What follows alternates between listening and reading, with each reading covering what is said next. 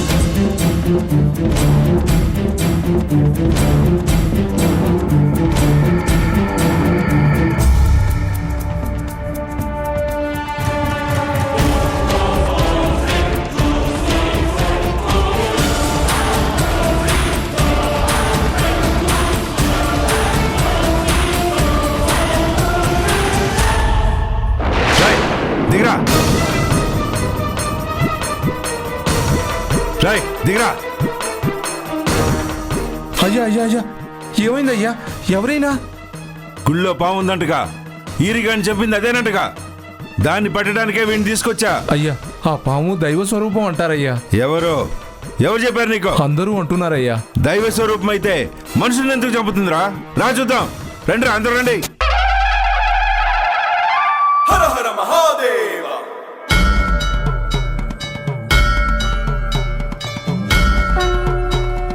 హర హర మహాదేవ.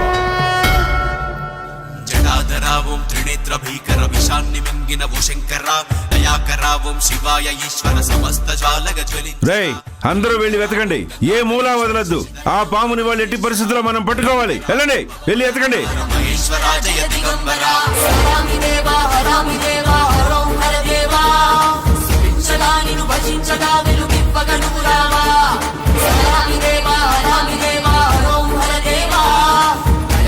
శివ శుభంకర హర ఓం హర మహాదేవా.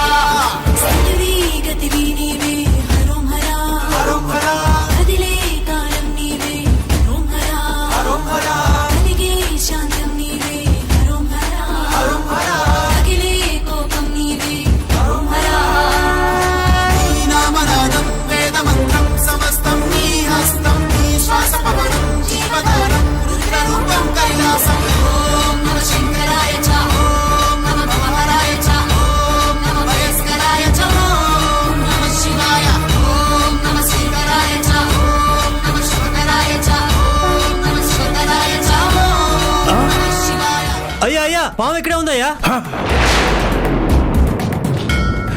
రోజు నా చేతిలో చచ్చిందా అది? ఏది ఇక్కడే ఉందన్నావు? ఇదిగో ఇక్కడే ఉందయ్యా. ఏదిరా? ఇక్కడే చూశానయ్యా. సరిగ్గా చూసావా? చూశానయ్యా, ఇందాక ఇక్కడే ఉందయ్యా. ఎటో పోయినట్టుందయ్యా.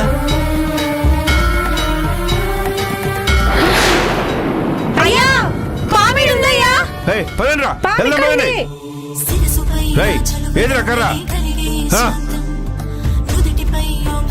ఏది పామకిడ? ఇక్కడే చూసామయ్యా. ఇక్కడే ఉంటే కనిపించదే. ఏది ఎక్కడ పోయింది? వెళ్ళిపోయిందేమోనయ్యా. సరిగ్గా చూసారా మీరు? ఇక్కడే చూసామయ్యా. వెళ్ళి వెతకండి, పోండి.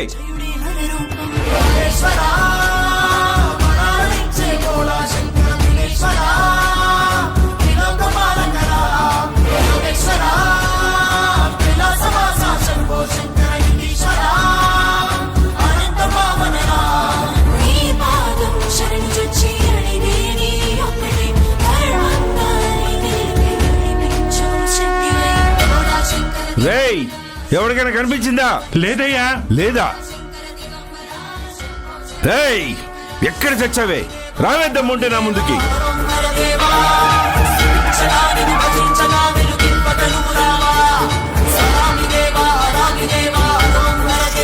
రేయ్, రావే బయటికి రా.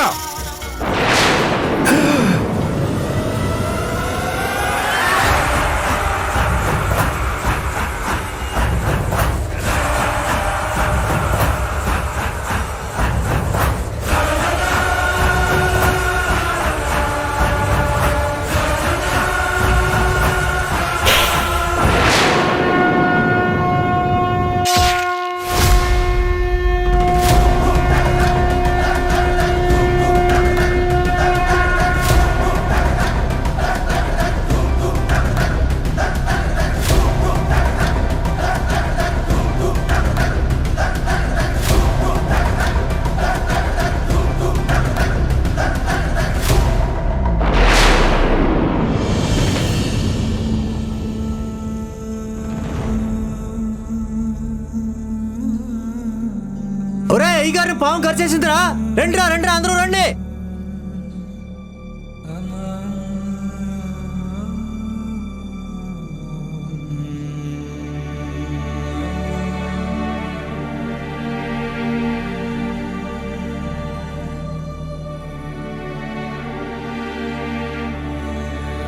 జాగ్రత్త అయ్యా, జాగ్రత్త. పట్టుకోండి, లేపండి. జాగ్రత్త. ఎంత పని జరిగిందయ్యా?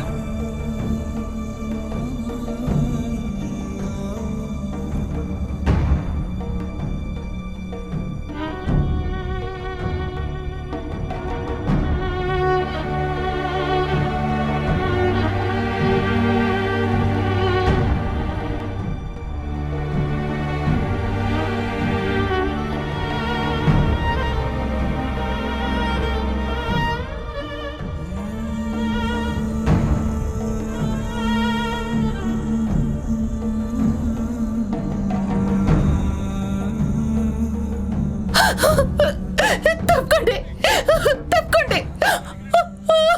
అయ్యయ్యో, ఏమండి ఏమండి?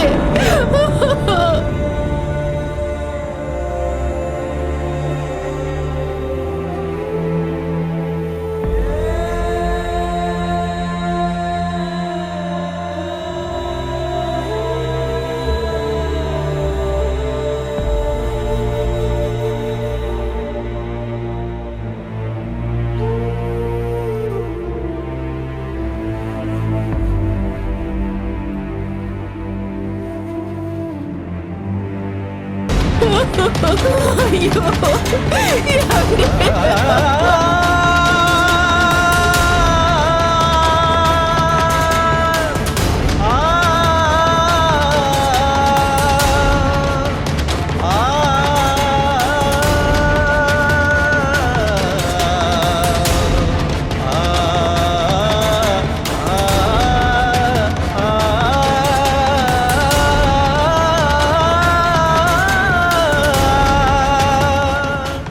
ఏందయ్యా ఈ ఘోరం?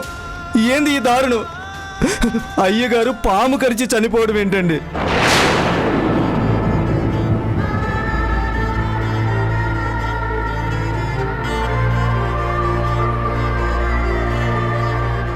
పాము ఆయన ఎదురుగా పడగ విప్పి కాటేసిందయ్యా. అందరూ చూస్తుండగానే కింద పడి శూలం పొడుచుకొని చనిపోయారు.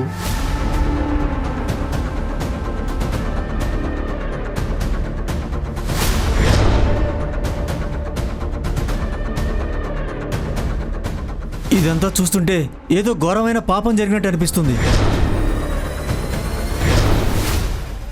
గణపతి శాస్త్రి రూపంలో ఆ దేవుడు ఆగ్రహించినట్టున్నాడు.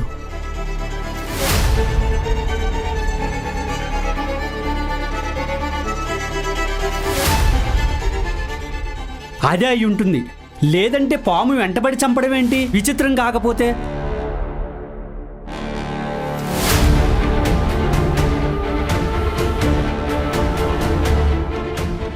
దేవుడా, ఈ ఊరు నువ్వే కాపాడాలయ్యా.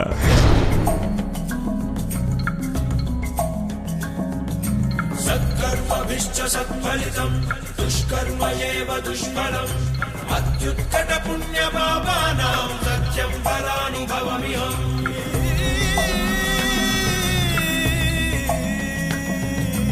ఈ చోటి కర్మ ఈ చోటే, ఈనాటి కర్మ మరునాడే, అనుభవించి తీరాలంటే ఈ సృష్టి నియమం ఇదే. సిద్ధేశ్వరి చావుకి కారణమైన వాళ్ళు నూరుగలు కక్కుకొని చచ్చిపోతారు, వల్లకాట్లో కలిసిపోతారు. కన్నీళ్ళ ఉసురిది వెంటాడుతున్నది నీడల్లే కర్మ. ధర్మమే నీ పాలి దండమై దండించ తప్పించుకోలేదు జన్మ. సత్కర్మభిశ్చ సత్ఫలితం దుష్కర్మ ఏవ దుష్ఫలం అత్యుత్కట పుణ్య పాపానాం సత్యం ఫలానుభవమిహం.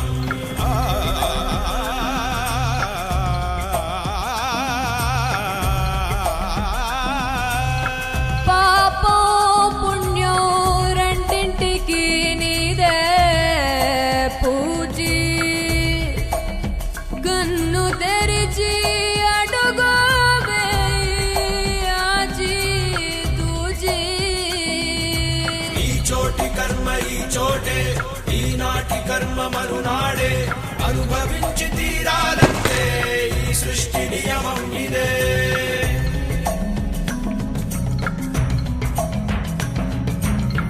ఏ కన్ను చూడదనా నీ విచ్చల విడిమిడిసి పాటు, ఏ చెయ్యి ఆపదనా తప్పటడుగే నీ అలవాటు. అదృశ్య దృష్టిగా సకల సృష్టిని ను గమనిస్తున్నది లెక్కగట్టి.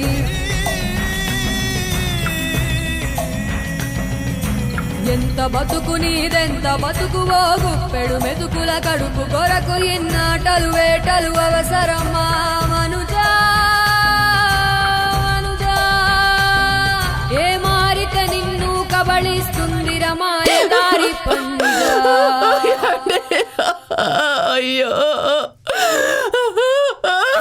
కోరి కోరి తెచ్చుకో మాకు కర్మ, దాన్ని విడిపించుకోలేదు జన్మ. సత్కర్మభిశ్చ సత్ఫలితం దుష్కర్మ ఏవ దుష్ఫలం అత్యుత్కట పుణ్య పాపానాం సత్యం ఫలానుభవమిహం.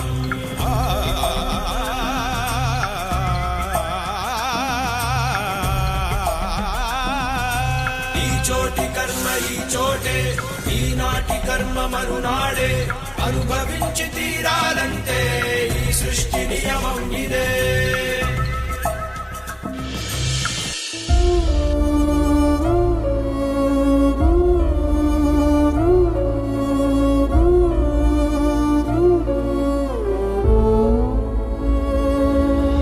నా సిద్ధేశ్వరిని చంపిన పాపానికి ప్రాణానికి ప్రాణం, స్వామి వారికి అమ్మవారిని దూరం చేసినట్టు వారిని ఎడబాటుకి ఎడబాటు, ఎడబాటుకి ఎడబాటు తరతరాలుగా అనుభవించి తీరుతారు. ఇదే ఈ గణపతి శాస్త్రి శాపం. గణపతి శాస్త్రి రూపంలో ఆ దేవుడు ఆగ్రహించినట్టున్నాడు.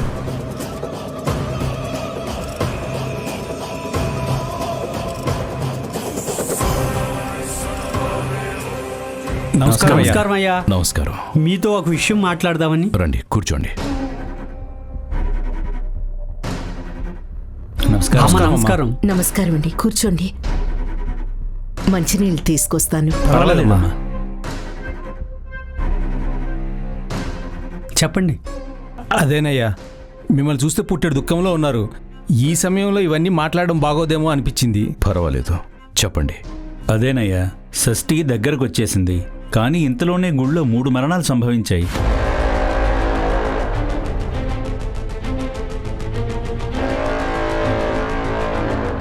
జరుగుతుందంతా చూసి అరుణ్ ప్రకాష్ గారు, వీరయ్య నిజంగానే ఏదో తప్పు చేసుంటారని ఊరంతా అనుకుంటున్నారు.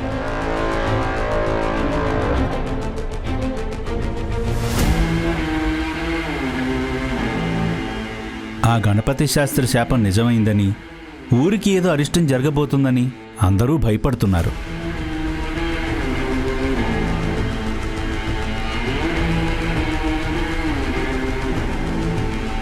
ఇంకా 3 రోజుల్లోనే షష్ఠి ఉంది. మీరే ఏదో ఒకటి ఆలోచించి ప్రజలందరికీ దేవుడంటే భయం పోయి భక్తి కలిగేలా చేయాలి.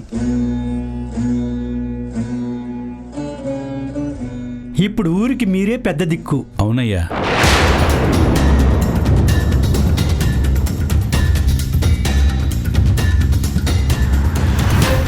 అవునండి, ఇప్పుడు ఈ ఇంటికైనా దేవాలయానికైనా మీరే పెద్ద. షష్ఠి రోజు స్వామివారి కళ్యాణం జరిపించి ఊరి ప్రజల్లో మళ్లీ సంతోషం నింపాల్సిన బాధ్యత మీదే. ఇంట్లో ఇంత అనర్థం జరిగాక షష్ఠి జరిపించాలంటే అలా అనకండి. జరిగిన అనర్థాన్ని మనసులో పెట్టుకుని షష్ఠి జరిపించకపోతే ఈ ఊరికే అనర్థం జరుగుతుంది.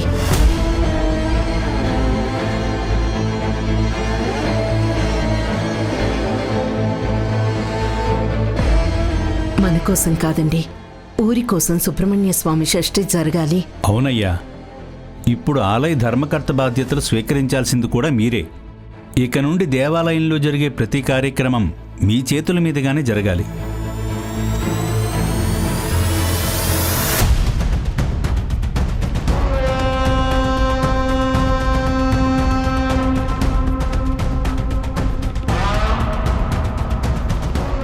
సరే, ఊరికి మంచి జరుగుతుంది అంటే నేనెప్పుడు ముందుంటాను.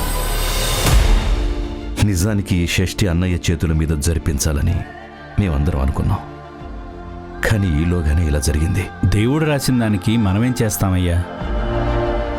మరి మమ్మల్ని షష్ఠి ఏర్పాట్లు చేసుకోమంటారా? ముందు జరిగిన దారుణాల వల్ల అపవిత్రమైన దేవాలయాన్ని సంప్రోక్షణ చేయిద్దాం. ఆ తర్వాత షష్ఠి రోజు స్వామివారి కళ్యాణం జరిపించి ఊరికి మంచి జరగాలని కోరుకుందాం. అలాగేనయ్యా. అయ్యా, మరో విషయం చెప్పండి. స్వామివారి కళ్యాణం అంటున్నారు. ఊరి జనమేమో వల్లీదేవి విగ్రహం ఆ బావిలోనే ఉందని నమ్ముతున్నారు.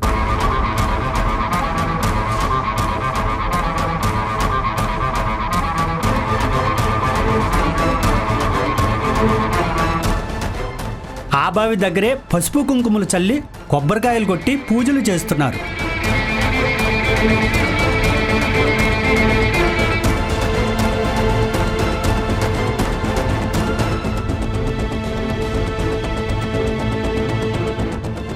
మరి వల్లీదేవి విగ్రహం లేకుండా కళ్యాణం ఎలా జరిపించాలో మీరే ఏదో ఒక మార్గం చూపించాలి. పూజారి గారితో మాట్లాడి దానికి ప్రత్యామ్నాయం ఏంటో కనుక్కొని అన్ని శాస్త్రోక్తంగానే చేద్దాం. మీరు ఏర్పాట్లు మొదలు పెట్టండి. అలాగే మంచిదయ్యా, మేము వెళ్ళొస్తామయ్యా. అమ్మ వస్తాం. మంచిదండి.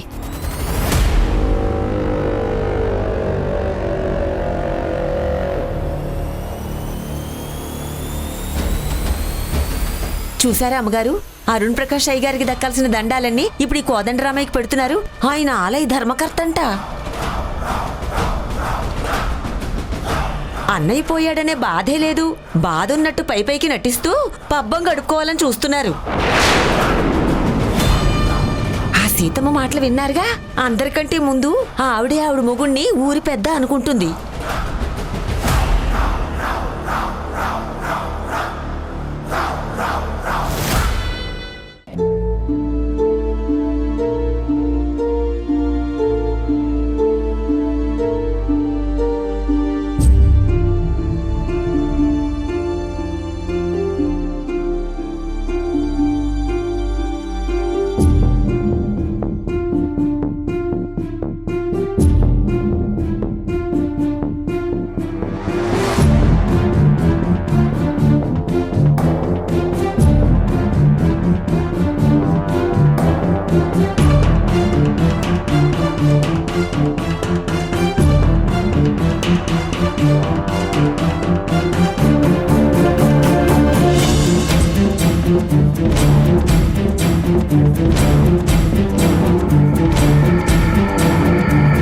అవునమ్మా, నేను చెప్పేది నిజం. వల్లిదేవి విగ్రహం తోటలోనే ఉంది. అది గాని ఎవరైనా తీసుకెళ్లి గుళ్ళో దేవుడి దగ్గర పెట్టేస్తే మీ కుటుంబం మీద శాపం మొత్తం పోతుంది. రేపు నేను కోడి కూసే వేళకే వెళ్లి ఆ విగ్రహాన్ని ఊరు దాటించేస్తాను. అప్పుడు శాపం వల్ల ఏదో ఓ రోజు కోదండ రామయ్య చనిపోవడం ఖాయం. నువ్వు చెప్పినట్టే ఉదయాన్నే వెళ్లి విగ్రహాన్ని ఊరు దాటించేయి.